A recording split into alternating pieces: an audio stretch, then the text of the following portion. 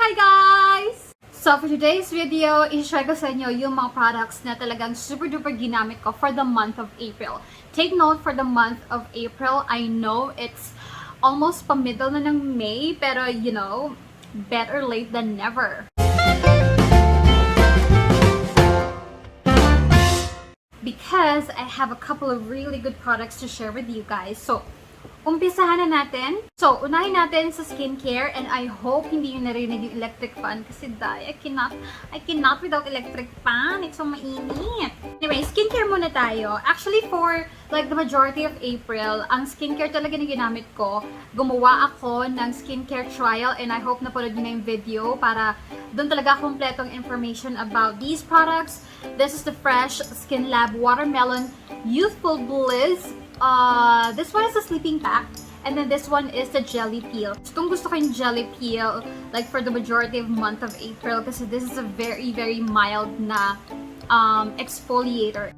So alam mo yun, if you have dry skin, dry patches, if you have parang mga anong tawag dito, acne marks, kailangan regular kang nag-exfoliate ng skin mo para mag-lighten up siya. And this one is highly recommended kasi very gentle siya and hindi siya nakakasugat ng balat. At the same time, talagang magiging smooth and supple yung skin mo after mo ginamit. Sa sleeping pack naman, I love using this every other day noong April kasi it locks in moisture overnight habang natutulog ka. So, alam mo yun, lalo na ngayon na super mainit. Siyempre, kung hindi full blast yung aircon, nakatapat ka sa electric fan. So, alam mo yun, may tendency mag-dry yung skin natin. So I really love using this every now and then, every other day, not really every day, para malaking yung moisture, para pagising mo, hindi ka dry, flaky, and hindi ka mukhang nabilad na isda sa ilalim ng araw, alam mo yun. So, love these two. These are my super duper favorites nung month ng April. Actually, maganda yung buong line nung Fresh Skinlab Watermelon Youthful Bliss line. Again, panoorin nyo yung skincare trial para malaman nyo alin ba doon yung product na alam mo yun, para sa inyo. Next product I've been loving is, again, from Fresh Skinlab. Ang dami kasi na pinadalang products, guys. So, and regular sila nagpapadala. So, I'm able to try out yung mga products nila. So, alam mo, may chance akong makita anong mga magagandang products nila and whatnot.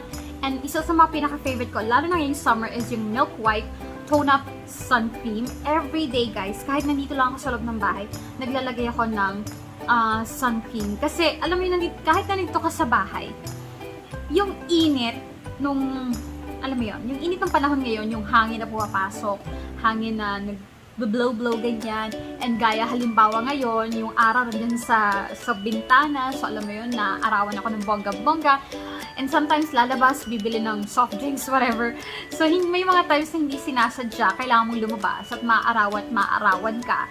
So, importante guys, na maglalagay kayo ng sunblock, sun cream, mga ganyan, tinted sunscreen, para maiwasang ma-damage yung balat natin. And at the same time, hindi tayo tatanda agad. Kasi dahil nakakatanda ang araw. So, alam mo yon, nasa bahay ka man palagi, use sunblock or sunscreen bago ka lumabas ng Balerity. Sorry guys kung ang posh ka may salita. Yung S ko parang hinahagod sa ngipin ko. Kasi nagpa-adjust ako ng retainer. So medyo matindi yung higpit sa ngipin ko. So alam mo yun, it's uncomfortable. Next product you guys, makeup naman tayo. For the face, this one is my favorite like for the month of April. Ito yung Perfect Diary Gudetama Loose Powder. Ilang beses na ito na-feature pero madalas ko siyang gamitin sa April, you guys. Kasi ang dami kong mga Zoom meetings, ang dami kong mga digital content projects na kailangan flawless talaga yung makeup ko and everything. At ito talaga, yung isa sa mga marirecommend kong setting powder if you want yung parang cloud-like finish, parang may blurring effect finish. I really love itong Perfect Diary Gudetama. It's quite pricey, but not so much like super duper mahal, pero worth it siya for the price. And ginagamit ko lang to kapag meron akong mga special projects, like video projects. And hindi ko siya ginagamit for like everyday kasi sayang kasi makalabas nga. So pag importante lang, okay, pag may mga importanteng meeting with clients na kailangan, alam mo yun, cutify ka ng bongga or yun nga, para dun sa mga digital content, digital campaign projects ko, ginagamit ko. Ay, hindi talaga magsalita. So, hindi ko inaasahan na, anong tawag dito, mabebetan ko or magiging madalas yung aking paggamit nung April. This is from Sassy Lady. Ito yung Pop Cheek Compact Blush. And it's a matte blush. Pero dahil, kahit na matte siya, hindi naman siya parang mukhang tinapal lang sa ano mo, sa pisngi mo. Oh, it's the blush that I'm wearing right now. Kaya lang kasi nag-highlight pa ako, tapos nag-mist pa ako. So, it's not super matte. Pero, ang ganda nito, actually, together with this one, ang ganda parang, you're just so soft, angelic looking. Ang ganda ng pagka-matte niya. It's matte, but it's not drying. And yung pigment niya, like saktong-saktong ganyan. It's for everyday and super duper affordable pa to. So I was not expecting na I'll be reaching for this product super duper often nung month of April. And highly recommended itong Sassy Lady na compact blush nila. Ngayong summer, ang dalas-dalas kong mag lip gloss more than matte products. And when I say lip gloss, actually, more like tinted lip screen. Okay? So, kung kayo ay magti-tinted sunscreen, sunblock and sun cream, for the lips, I do suggest mag-lip screen kayo. Or yung mga, alam mo yun, parang lip gloss, but with SPF, chinanelin, kembot, ganun. Kasi guys, napakainit ng panahon.